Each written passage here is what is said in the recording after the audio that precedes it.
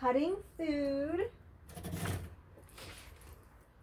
First we have our wooden knife and our cutting board, and then various wooden fruit to cut.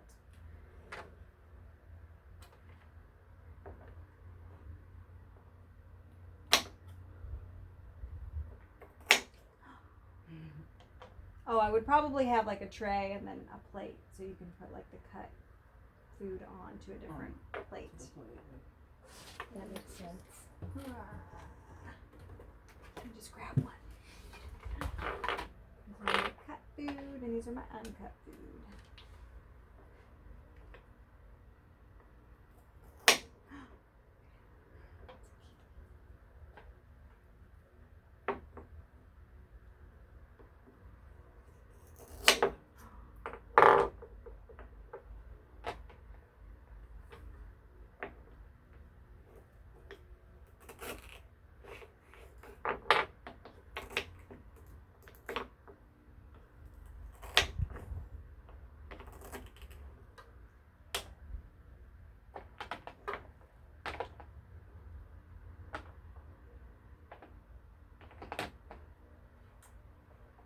And then if you want them to, this is kind of up to you in your classroom, they can go around and like offer their friends like some food.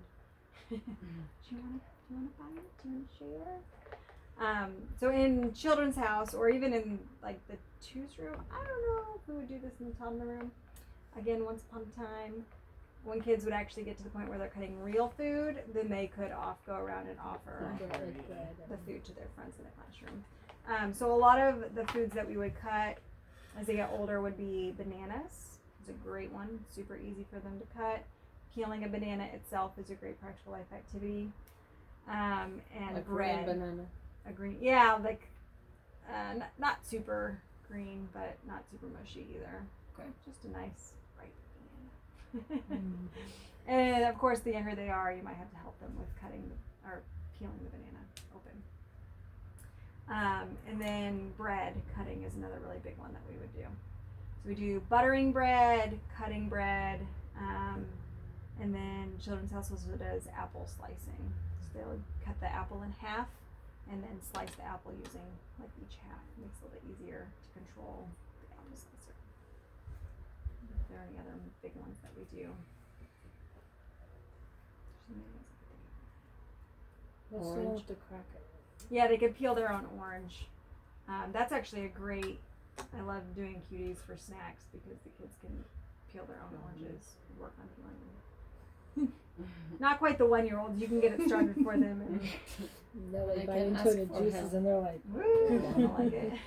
They don't like them. because the juice, like if they bite into it, the juice like sprays. Oh, Yeah.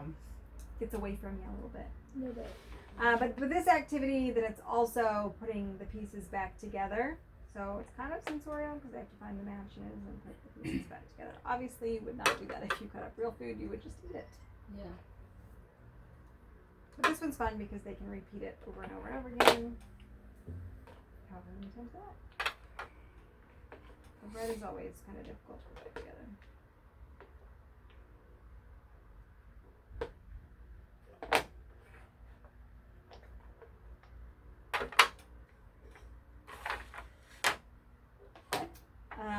One activity that I did not cover that goes along with this would be using cookie cutters.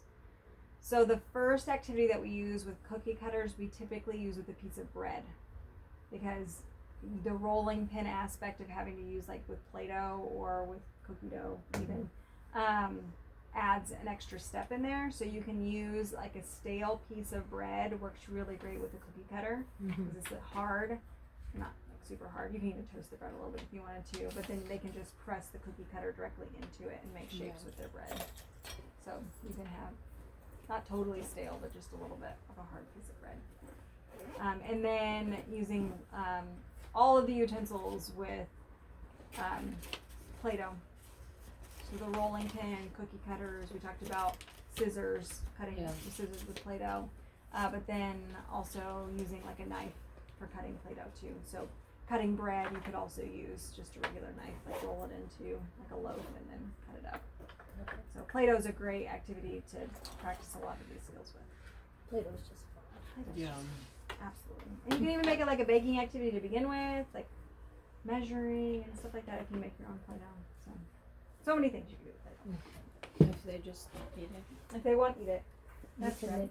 But if you make it yourself, then it's not a huge deal if they eat it because you know what's in it. Yeah. They actually